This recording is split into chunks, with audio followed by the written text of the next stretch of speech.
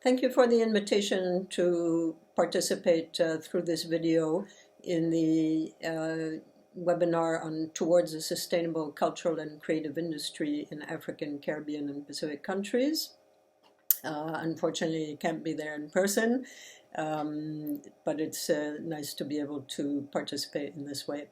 So my name is Elise Huffer. I'm a culture consultant, culture and arts consultant based in Fiji. I've been here for about 25 years or so, working around the region. I used to be the culture advisor at the Pacific Community, SPC, which is a intergovernmental organization which covers a range of areas, one of which is culture.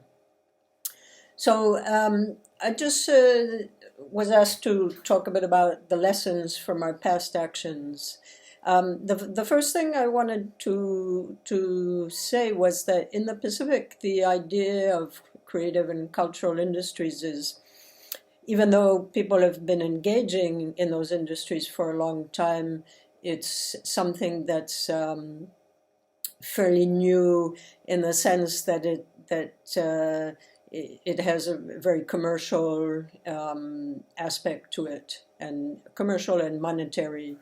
So the first thing that we did when we started working on the cultural industries when I was at SPC was define what the cultural industries meant in a Pacific context.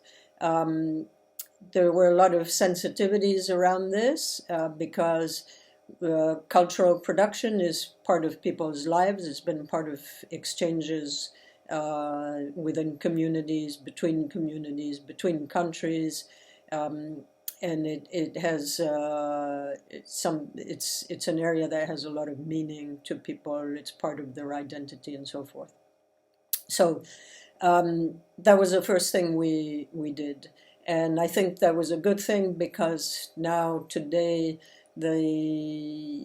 especially amongst artists, contemporary artists, but also amongst heritage artists, there's an understanding that cultural industries is not about exploiting them, but on the contrary is about creating more opportunities for artists and artisans. So that was in terms of lessons learned. The other thing that we learned is that there really needs to be a lot more public investment in creative and cultural industries, but getting there takes a long time. It's considered a new sector in the Pacific Island region. So what are some of the strategies to address that issue and to start generating more public interest and public investment in the creative and cultural industries? One is to bring artists and artisans together so that they have a collective voice. There's been a lack of associations and artist collectives and so forth in the Pacific. And so that's one of the things that needs to be addressed and to change. The other area is ongoing communication that demonstrates that cultural and creative industries are an industry and that their members are professionals. In other words, that they're not just doing this as a hobby, but that this is a serious industry which requires labor, materials, investment, and so forth. The other thing that I think is really needed in our region, and I'm hoping that with this UNESCO project that's currently supporting creative and cultural industries as a result of the COVID-19 situation, is the creation of incubators.